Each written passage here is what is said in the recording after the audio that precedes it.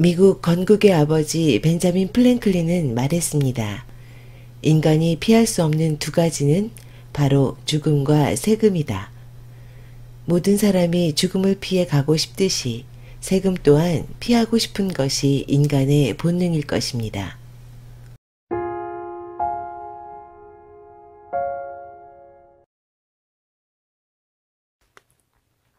다음은 이제 사례에 대한 겁니다.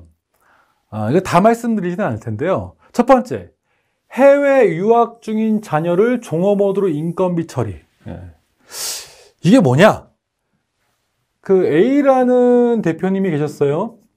근데 아드님이 영국에 유학 가 있었습니다. 그런데 이 대표님이 어떻게 했느냐? 이 아드님을 회사의 직원으로 등재를 하고 영국에 있는 수입하는 업체죠. 수입하는 업체였는데 영국에 있는 거래처에 파견나간 걸로 아드님을 직원 등재해서 월급도 한 달에 500만 원씩 그리고 복리후생비도 처리했어요. 특히 뭘 복리후생비 처리했냐면 학비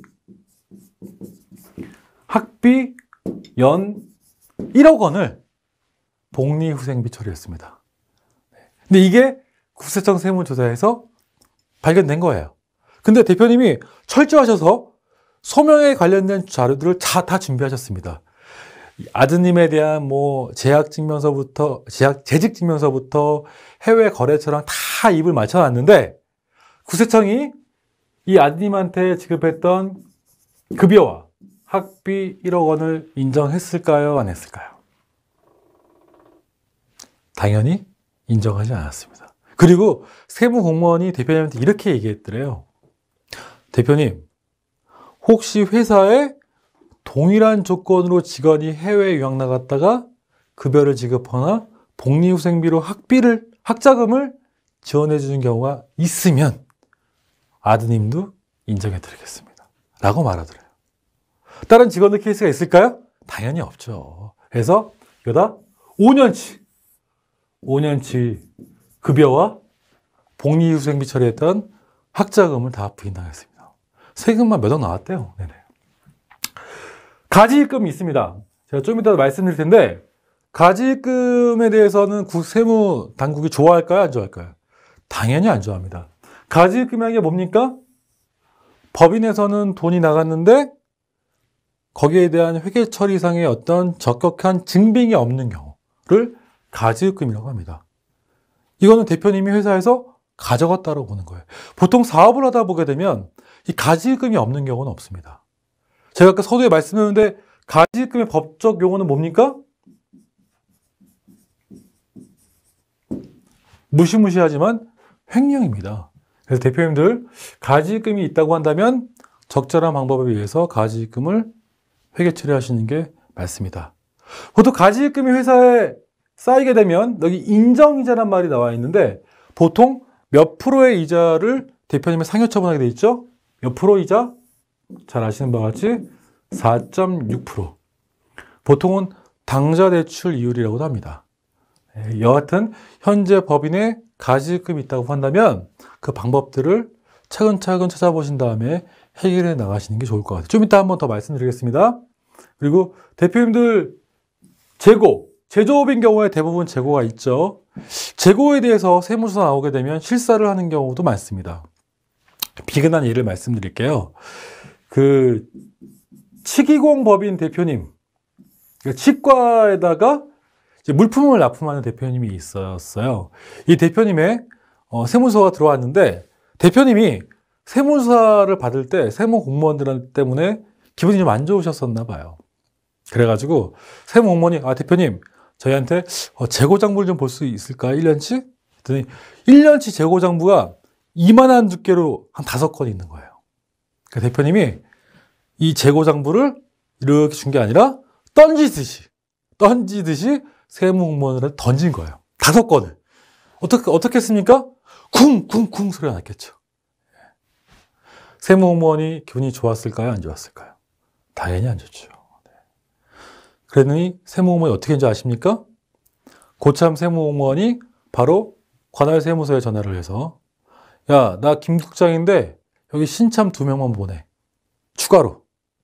그런데 신참 2명이 나오니까 뭐라고 했을까요? 야, 너희들은 2주 동안 다른 건 하지도 마. 재고 장부만 세. 라고 말하면서 일일이 한 장 한 장 재고 장부를 다 조사했다고 합니다. 이 대표님 추징세액만 5억 많았어요. 즉 뭡니까, 대표님? 보통 재고로 회계에 대한 이익을 맞추거나 늘리는 것들 많이 하시잖아요. 예. 그 세무 공무원도 다 압니다. 예. 가장 일반적인 어떤 분식의 방법 중에 하나잖아요. 여기서 얻을 수 있는 교훈은 뭡니까? 세무 공무원이 나오면 공손하게 돼야죠. 그 중요한 거고요. 대표님들 주식을 양도양수했었을 때 과거에 대표님들께서는 보통 뭐 액면가로 그냥 거래하시는 경우가 있는데 철저하게 시가 평가에서 상속세 및 증여세법에 의한 평가를 하신 다음에 시가로 거래하셨으면 좋겠습니다. 왜요? 향후에 시가로 거래하지 않고 액면가로 즉 그 양도양수한 계약들에 대해서 대대적으로 국세청이 조사할 계획이라고 합니다. 그러니까 전문가 통해서 주식을 양도양수했었을 경우에는 철저하게 시가로 하시길 바랍니다. 자, 다른 건 뭐 대략 다 아시는 내용들이니까 이 정도로 말씀을 드리고요. 참고로 지금 이 보시는 자료는 제 클라이언트가 최근에 정기 세무조사를 받았습니다. 근데 너무 친절하게 관할 공무원들이 이러이러한 것들을 준비해 주십시오라고 미리 보내온 자료들이에요. 한번 볼까요? 회사 연역, 조직도 업무 현황, 정관, 사규, 이사회 의사록, 회사 규정, 뭐 법인세, 원천세, 뭐 공사 수익, 분계장. 재밌는 게 있습니다. 급여 테이블에 대한 것들은 철저하게 다 보고요. 보통 근무하는 직원들의 그 인건비 지급 내역서는 100% 다 들여다봅니다. 특히 대표이사의 배우자, 직계 존비속이 만약 급여를 지급한다면 어떻게 해요? 100% 실제 근무하는지 여부를 조사하게 되어 있어요. 그러니까 특히 배우자분, 특히 아드님, 따님, 특히 아드님, 따님들은 정말 풀타임으로 근무하지 않는 이상 급여를 지급하지 않았으면 좋겠습니다. 또 근로계약서, 임직원 급여계좌 지급 이체 내역들을 보고요. 쭉 뭐 매출, 매입거래, 어음대장, 매출채권. 또 재밌는 게 있습니다. 법인계좌 및 대표이사의 금융계좌 거래 내역은 뭘로 달라고 합니까? 엑셀 자료로 달래요. 추가로 뭡니까? 대표이사의 금융계좌는 별도로 자료를 요망하고 있습니다. 대표 건 다 뒤지겠다는 얘기죠. 또 대표이사와 주주 A 주식거래가 있었어요. 이 회사에. 그러니까 여기에 대한 주식 양도 양수 계약서, 거래대금 증명 내역서를 준비해달라고 했고요. 근데 이거 이 회사가 준비할 수 있을까요? 없을까요? 못하죠. 네. 차량 보유 현황. 차량 운행일지 쓰셔야 되는 거 알고 있으시죠? 그리고 대표님, 법인 신용카드 현황은 다 들여다봤습니다. 친절하게 2주 전에 이 세무조사 항목들에 대해서 통보를 줬어요. 친절하죠? 근데 법인은 이걸 준비할 수 있을까요? 없을까요? 쉽지 않을 겁니다. 2주 안에 이걸 다 어떻게 합니까? 예. 미리미리 준비하시는 게 좋다라는 말씀 꼭 드리고 싶고요. 세무조사 나왔습니다. 근데 대표님 중에 아직 이런 분들 있으시대요. 세무공무원한테 고향이 어디세요? 학교 어디 나왔냐고. 네. 내가 관할 세무서장 내가 고향 선배라고. 이런 거 좋아할까요? 안 좋아할까요? 예. 좋아하지 않습니다.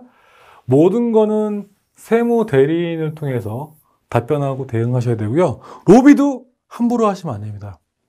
요즘 뭐 리베이트나 이런 것도 거의 받지 않는다고 그래요. 모든 것들은 뭐 로비를 하시든 뭘 하시든 다 누구 통해서요? 세무 대리인 통해서. 근데 만약에 대표님, 아까 제가 정기 특별조사, 긴급조사 했다고 그랬죠? 정기 특별 긴급조사. 특히 특별조사는 아까 5년치 장부, 떼거지로 나온다고 하지 않습니까? 세무 공무원들이. 만약에 대표님께서 세무조사가 나왔는데 불시에 나왔어요. 그리고 이게 만만치 않을 것 같아요. 조사 수준이. 그러면 첫 번째 뭘 확인하셔야 되냐면 담당 세무 대리인이 국세청 세무조사에 대한 대응 경험이 있는지 없는지를 한번 확인해 보셨으면 좋겠습니다. 왜? 경험에 따라서 거의 수천만 원, 수억이 왔다 갔다 할 수 있어요.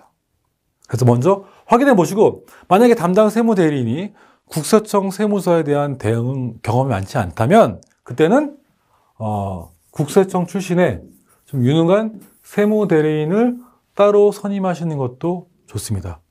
비싸요. 몇천만 원씩 받습니다. 근데 그 몇천만 원이 더 큰 금액을 세이밍하실 수 있어요. 왜 그러냐면요, 세무조사는요, 제가 듣기로는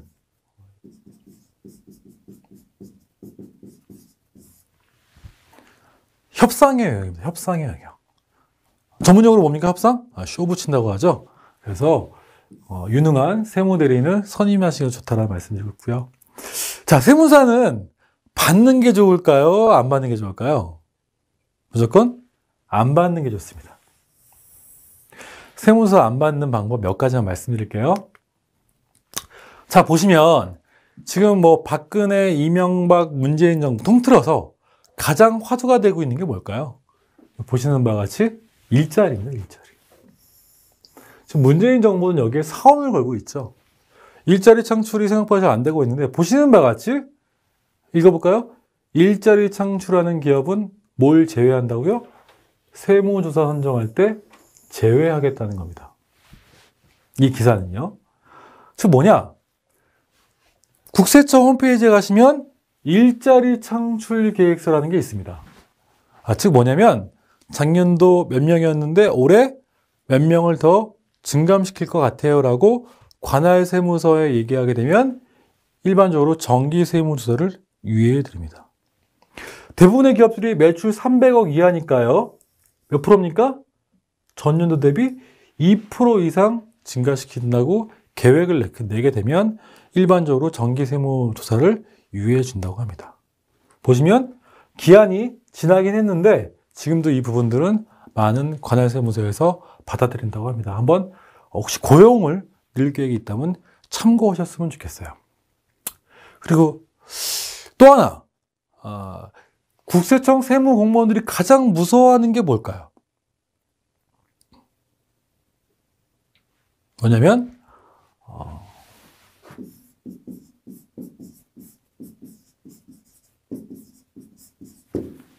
조세 불복입니다. 불복이 뭡니까? 내가 받아들이지 못하겠다. 근데 이거 잘 들으셔야 됩니다. 국세청 공무원한테 조세 통보 얼마 나올 것 같습니다 라고 통보를 받았는데 거기에 대해 무조건 재판을 걸거나 뭐 이런 민사를 걸거나 이렇게 하시라는 게 아닙니다. 아까도 말씀드린 바와 같이 세무조사는 협상의 영역이라고 말씀드렸어요. 즉 뭐냐면 만약에 대표님 보시기에 너무 생각보다 부당하게 금액이 많이 나온 것 같다 라는 느낌이 드실 수 있습니다. 이럴 때는 대표님께서 담당자하고 얘기를 할 때 슬며시 이렇게 나오면 저도 조세 불복 절차를 밟도록 하겠습니다 라고 약간 뉘앙스를 주시는 것도 협상을 좀 유리하게 이끄는 방법이라고 합니다. 왜 그럴까요? 조세 불복을 하게 되면 그 담당자가 다시 대응을 해야 되거든요. 그럼 일이 많아집니까? 적어집니까? 많아지죠. 그리고 만약에 조세 불복이 받아들여지게 되면 담당 세무공무원의 인사평가도 불이익이 있다고 합니다. 다시 말씀드릴게요. 조세 불복을 꼭 하시라는 얘기 아닙니다. 오해하실 수 있으니까 협상하실 때 너무 과도하다 싶으면 한 번쯤, 요즘 국세행정이 굉장히 깨끗해져가지고 막 국세 공무원이 다 모든 걸 밀어붙이거나 이럴 수는 없습니다. 한번 팁으로 알아놓으셨으면 좋겠습니다.